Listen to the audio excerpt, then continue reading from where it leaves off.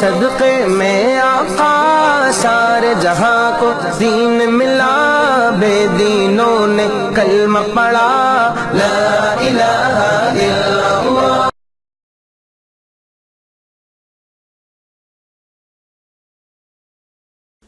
الحمد للہ رب العالمین والصلاة والسلام علی سید المرسلین محمد وعلی آلہ واصحابہ اجمعین، اما بعد۔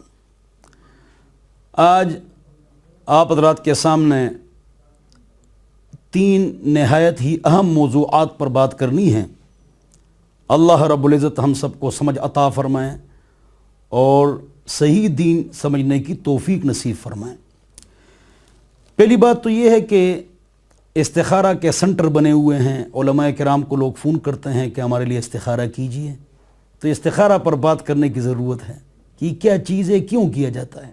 نمبر 2 خواب کی تعبیر، نمبر 3 کالے علم اور جادو کا علاج۔ اس موضوع پر آپ حضرات کے سامنے بات چیت ہوگی۔ پہلی بات تو یہ ہے کہ استخارہ ہم کرتے کیوں ہیں، کیا ضرورت پیش آئی کہ ہم استخارہ کرتے ہیں۔ جواب، ہم کو محمد پاک صلی اللہ علیہ وسلم نے فرمایا کہ استخارہ کرو، یہ کام کروں یا نہ کروں، دونوں کام ہیں کون سا کروں، 2 رشتے ہیں کون سا رشتہ کروں، یہ رشتہ اچھا رہے گا یا، تو اس حوالے سے ہم استخارہ کرتے ہیں۔ حرام سے بچنا اور فرض کی طرف جانا، اس کے لیے استخارہ نہیں ہوتا ہے۔ ڈاکٹر نے کہا آپریشن کرو، یہ کہتے ہیں ہم استخارہ کرتے ہیں، تو اب کرو یا آپریشن کرو، اس فن کے ماہر نے آپ کو کہہ دیا۔ تو استخارہ ہم اس لیے کرتے ہیں کہ ہم کو نبی علیہ السلام نے ارشاد فرمایا ہے، تو نبی علیہ السلام نے جس طرح ارشاد فرمایا اسی طرح ہم کریں گے انشاءاللہ۔ تو باب التطوع مشکاہ جلد نمبر 1 میں حضور اکرم صلی اللہ علیہ وسلم کا ارشاد ہے کہ ایک آدمی اگر ایک کام کرنا چاہتا ہے تو وہ 2 رکعت نفل پڑھ کے استخارہ کی دعا پڑھ لے، کتاب سے، کاغذ سے، یا اگر حفظ یاد ہو۔ اس نے 2 رکعت نفل پڑھ لیے، اس کے بعد اس نے استخارہ کی دعا پڑھ لی تو استخارہ ختم ہو گیا۔ خواب نظر آئے گا، یہ قرآن حدیث میں نہیں۔ 7 مرتبہ کر لو، قرآن حدیث نہیں۔ رات کو کرنا، یہ بھی قرآن حدیث میں نہیں ہے۔ خواب کو استخارے کے ساتھ جوڑنا، یہ قرآن حدیث میں نہیں ہے۔ دل مائل ہوگا، یہ بھی قرآن حدیث میں نہیں ہے۔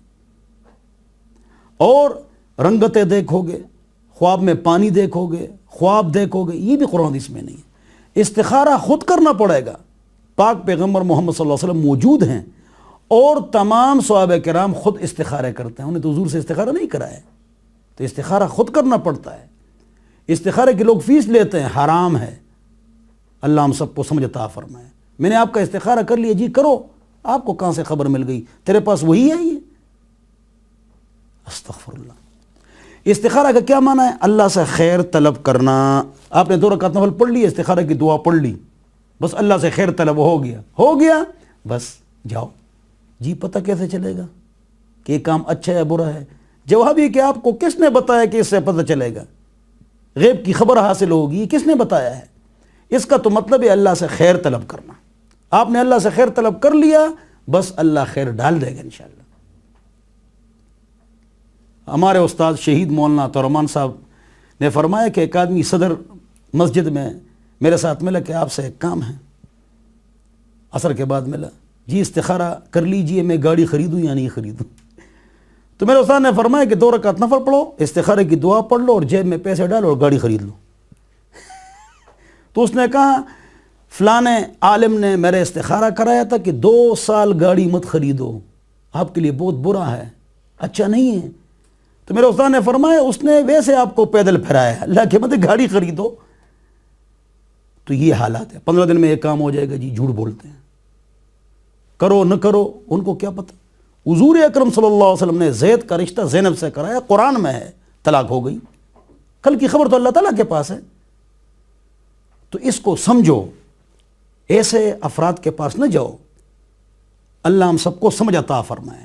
ہاں، استخارہ سے افضل مشورہ ہے، استخارہ کریں گے پھر اس کے بعد مشورہ کریں گے، وہاں رشتہ کرے یا نہ کرے، رشتہ اچھا ہے یا برا ہے، وہاں کاروبار کرے یا نہ کرے، مشورہ کرو، مشورے پر عمل کرو، آپ کا استخارہ ختم ہو گیا۔ خدا را ایسے استخارہ سنٹر سے آپ بچیے، ان کے پاس آپ نہ جائیے۔ ایک موضوع ختم ہو گیا۔ دوسرا موضوع خواب۔ فجر کی اذان سے پہلے، ظہر کی اذان سے پہلے، جمعے کی نماز کے بعد خواب سچی ہوتی ہے، بشرطے کہ پیٹ خراب نہ ہو، بادل نہ ہو، بارش نہ ہو، طوفان نہ ہو، ابر آلود نہ ہو، اور آپ کے دن کے خیالات نہ ہو، تو وہ خواب سچا ہوتا ہے۔ عالم سے پوچھو، ہوشیار آدمی سے پوچھو، نیک آدمی سے پوچھو، اور صبح کے ٹائم پوچھنا سنت ہے، رات کو مکروہ ہے۔ بہرحال پوچھ لو عالم سے۔ برا خواب دیکھو، بائیں طرف تھوک لو، اعوذ باللہ من الشیطان الرجیم پڑھو، یا اللہم انی اعوذ من شر ھذا الرؤیا، یا اللہم لا طیر الا طیرک ولا خیر الا خیرک ولا الہ غیرک۔ یہ خواب کی تعبیر کا مسئلہ ختم ہو گیا۔ تیسری بات، کالے علم اور جادو کا علاج۔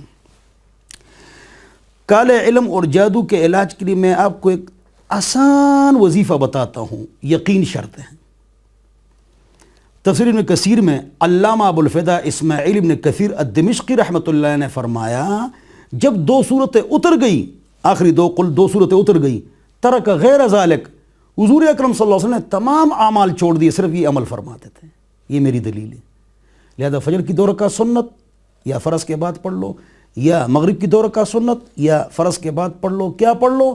آخری 2 قل سنتوں میں پڑھو یا ویسے پڑھ لو، ہاتھ پر دم کر کے بدن پر ملو، 50 جادوگر بیٹھ جائے آپ کو نہیں ہلا سکتے۔ یہ جھوٹے جو بیٹھے ہوئے ہیں۔ اللہ ہم سب کو سمجھ عطا فرمائے، مسائل حل کرنے والی ذات اللہ کی ہے۔ اگر آپ عالم کے پاس جاتے ہیں، عالم نہیں عامل، عاملوں کے نام پر لوگ بیٹھے ہوئے ہیں۔ شریعت میں حافظ، عالم، مفتی اور مجاہد تو ہے، عامل کی کوئی اصطلاح قرآن حدیث میں نہیں ہے۔ ابوبکر، عمر، عثمان، علی عامل تھے، ان کے پاس عورت اور مردوں کے جھمگٹے لگے ہوتے تھے۔ مسنون اعمال ہم نے چھوڑ دیے، اس لیے ان مولویوں کے حوالے ہم ہو گئے۔ یہ 2 نمبر۔ مسنون اعمال کا اہتمام کرو، مسنون دعاؤں کا اہتمام کرو۔ تو یہ 2 قل آپ پڑھیں، بدن پر ہاتھ ملیں، انشاءاللہ آپ کو کوئی اثر نہیں ہوگا۔ یہ اکثر خیالات ہوتے ہیں، وہمیات ہوتے ہیں، مجھ پر کسی نے کچھ کیا ہے، پریشانی ہوتی ہے، سیاسی حالات خراب ہے، ملکی حالات خراب ہے، تو کاروبار کی حالت تو خراب ہوگی نا۔ ہر گھر میں جھگڑے ہوتے ہیں، کسی نے کچھ کیا جی، اور مولوی کہتا ہے کسی نے کچھ کیا ہے، تو جواب یہ، اگر کسی نے کچھ کیا ہے تو کچھ کیا کا تو پتہ چل گیا نا آپ کو، تو کس نے کیا وہ بھی بتاؤ نا۔ جھوٹ بولتے ہیں، انہوں اس کا نام بھی بتایا کہ عبد الرحمن ہے، زید ہے، عمر ہے، بکر ہے، کون ہے، جھوٹ بولتے ہیں سارے۔ اپنی جیب کی نوٹوں کا ان کو پتہ نہیں ہے۔ کابل سے میں تعویذ نکال کے لایا ہوں آپ کے لیے، استغفر اللہ۔ کراچی میں قبرستان میں تعویذ ہے، جھوٹ بولتے ہیں سارے۔ کسی عامل کے پاس جاؤ، میں نے بحریہ ٹاؤن میں بنگلہ لینا ہے، فلانی لڑکی سے میری محبت ہے کہ میری شادی ہو جائے، وہ آپ کو تعویذ دے گا، تو اپنے لیے بحریہ میں 4-5 بنگلے لے لینا، اپنے لیے فلانی لڑکی 4 شادیاں کر لے۔ جھوٹے کرنے والی ذات اللہ کی ہے، مولوی نہیں ہے۔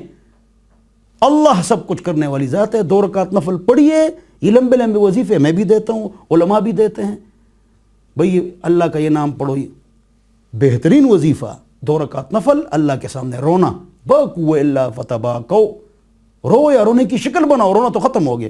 رشتے کے لیے روتے ہیں اور پیسوں کے لیے روتے ہیں، کاروبار کے لیے روتے ہیں، باقی اللہ کے لیے رونا ختم ہو گیا۔ نہ مولوی اس پر تقریر کرتے ہیں، اختلافی باتیں کرتے ہیں بس۔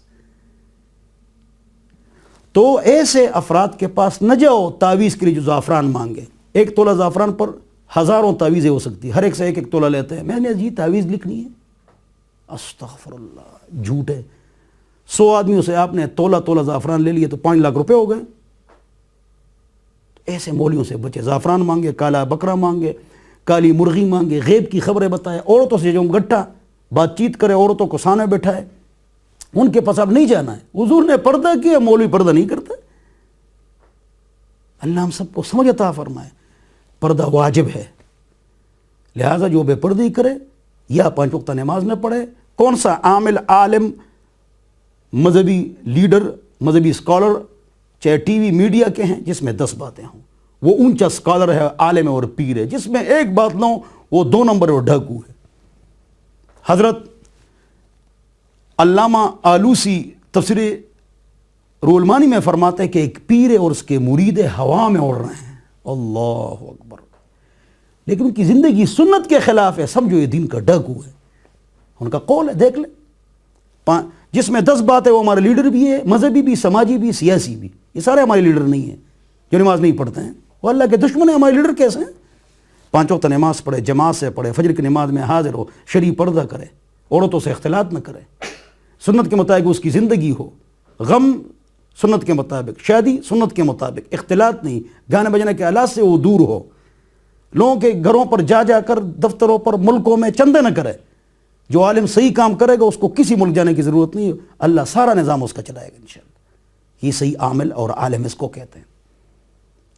تو ایسے عاملوں کے پاس نہ جاؤ، یہ عمل کرو جو میں نے بتا دیا. آسان عمل ہے، تفصیلی عمل. اعوذ بکلمات اللہ التامات من غضبی وعقابی وشر عبادی ومن همزات الشیاطین واعوذ بک رب ان یحضرون ومن شر ما خلق وبرأ وذرع. یہ زبردست دعا ہے، 4 حدیث کتابوں میں نے نقل کر دی ابھی آپ کے سامنے. کالا علم نہیں، جادو نہیں، نظر بد نہیں، بس خوش رہو. شک نہ کرو مجھ پر کسی نے کچھ کیا ہے. ہاں شک نہ کرو، اللہ ہم سب کو سمجھ عطا فرمائے. وہم نہ کرو، کسی عامل کے چکروں میں مت جاؤ. یہ پابندی سے کرو، وہمیات سے دور رہو.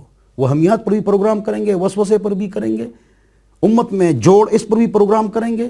یہ آج پہلا پروگرام تھا آپ حضرات کے سامنے اس حوالے سے، استخارہ، کالے علم اور جادو کا علاج اور خواب کی تعبیر. تو کا علم اور جادو کا علاج اگر تفصیلی چاہتے ہو، 4 قل الحمد شریف، آیت الکرسی، سورہ یونس آیت نمبر 81-82. آگے پیچھے درود شریف صبح شام اپنے اوپر دم کرو. لیٹرین جاتے ہوئے اعوذ باللہ، واپس آتی ہوئے استغفر اللہ اگر دعا نہیں آتی. وہاں اثر کرتے ہیں، یہ غلط چیز ہے. تو ان باتوں پر عمل کیجئے. اور جب آپ مسنون دعاؤں کا اہتمام نہیں کریں گے تو 2 نمبر لوگوں کے پیچھے جاؤ گے. پھر علماء کرام کو، صحیح علماء کرام کو آپ گالیاں دیں گے. 5 وقت نماز پڑھیں، شرعی پردہ کریں، گانے بجانے کے آلات سے پرہیز کریں. ایک لمبی دعا کریں، اس میں روئیں یا رونے کی شکل بنائیں. چلتے پھرتے اللہ کا ذکر کریں، روزانہ قرآن کی تلاوت کریں. اور صبح سورہ یاسین، سورہ مزمل، رات کو سورۃ الملک، سورۃ الواقعہ پڑھیں. ہر نماز کے بعد آیت الکرسی پڑھیں. اللہ تعالیٰ مجھے اور آپ کو عمل کی توفیق عطا فرمائے. وآخر دعوانا الحمدللہ رب العالمین وصلی اللہ علی النبی الکریم. کوئی ہے فرمان رسول اللہ، لا الہ الا اللہ، حسبی حسبی جل اللہ، ما فی قلبی غیر اللہ، نور محمد صلی اللہ